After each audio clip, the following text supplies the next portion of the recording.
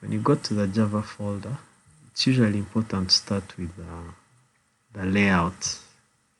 So laying out the buttons before you go to the Java folder. But the very first activity I made was the main activity. So when you open a main activity, you go down and you, for example, create an empty activity. And it's here where you will create the activity. And for my case, I was using Java. You could choose to use Kotlin based on what you're comfortable using, but I used Java for this project. So you create an activity and then you go to, when it's created, it creates a Java class and an XML layout.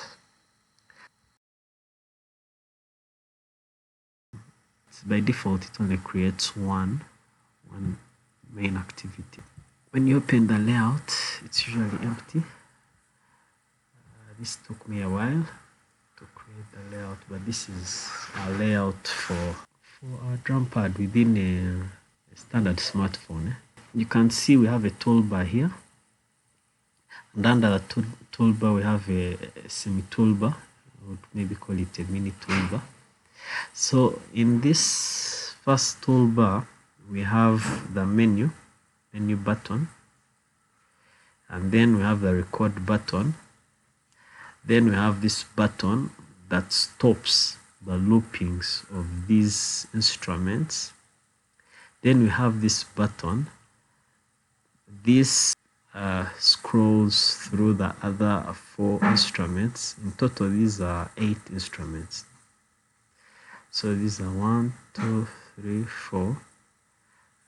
There's the drum, there's the string, there's the flute, there's the trumpet. Then on the other side, when you click this, these will scroll and you will see other 4 instruments. So when the other 4 come out, you will see you see this. When you click this button, you see other instruments come up. There is the harmonica. There is let me click it. Keeps looping. So it's a sequence. So each of these have sequences, and they are just looping on, so you can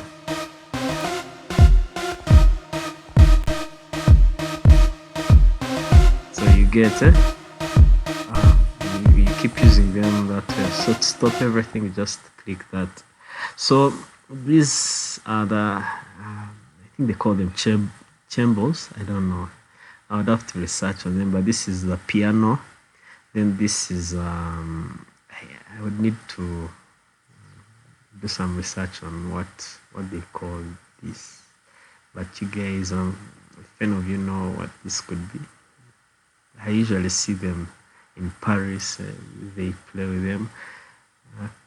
Kindly comment on what you think this could be. That they usually play them. They're almost like pianos, but let me play them.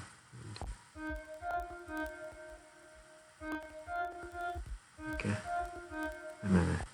So these are the instruments. That's the use of this button. Now to scroll through the instruments. There are 8 instruments in total, and they loop. They all loop. So there is this FX. FX is for the FX effects, and for them they happen to be at the top here. When you click, you can see them. So there is rain, of thunder. There is the DJ. Yeah, that's DJ. It's our producer Razmizy. And then this is a scary FX effect. So, okay. Then there is the horn.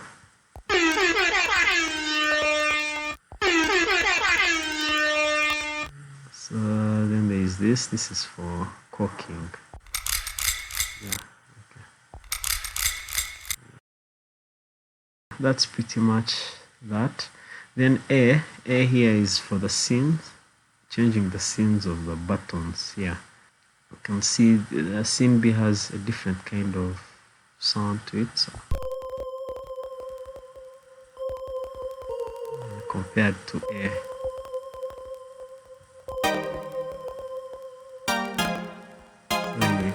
I hope you understand that bit. Anyway, let's go on with the program, and we'll show you what enables these instruments to keep changing. So there is what they call the view flipper in Android's layout. View flipper enables you have two interfaces. There is the standard interface by default. When you put out a layout, assuming it's like a relative layout, it will look like this, but you won't be able to move the content in this first layout. In order to move the content in the first layout so that you have other items show up when you click a button, you use something known as view flipper. There are other things you could use. You could use a view pager, but I preferred using the view flipper for this case. So within a view flipper, you put a layout. In my case, I used the linear layout, and with orientation being horizontal. Then I put a weight of 6 items. 6 items. So you can see 100 weight is equal to 6. So 1, 2, 3, 4, 5, 6. So that they would be well arranged within this layout. Within the linear layout, I put image buttons. You can see the image buttons, each having a weight, a layout weight of 1. You can see layout weight 1. You go on layout weight 1 until the end of the layout. And within the same view flipper, you put another layout. So in total there are 2 layouts. So there is view flipper, then linear layout 1, and then another linear layout after, within the same view flipper. When I tap this, you can't see any reaction here, but it's there at the back. So you put your other instruments here, and for this case, these are the FX effects, because they're ones that move at the top toolbar. So they move. This is the end of the view flipper. On the next sub toolbar, or what I would call maybe the mini toolbar, is another view flipper, this. And in this view flipper, we have 2 layouts with this time image buttons that represent instruments. And let's see, you can see this is one layout. Then we have another layout here, just like we did at the top.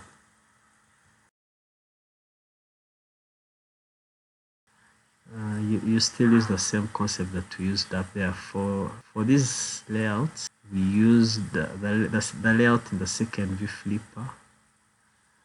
We used a weight sum of 4 instruments to equally space the instruments within the layout. 2 layouts within one view flipper also. Within the view flipper, you put an animation, an in animation, and an out animation. So it's just a way of showing how the flipper will react when you click it. When you click for the first time, it will slide in to the left. When you click for the second time, it will slide out to the right. So you could choose to even use your own animations. You can see the height of your view flipper is 50 dps. When you're doing layouts, you always use dps. When you're doing text, you always use sp. If you have any more questions concerning this toolbar, feel free to comment and I'll assist you.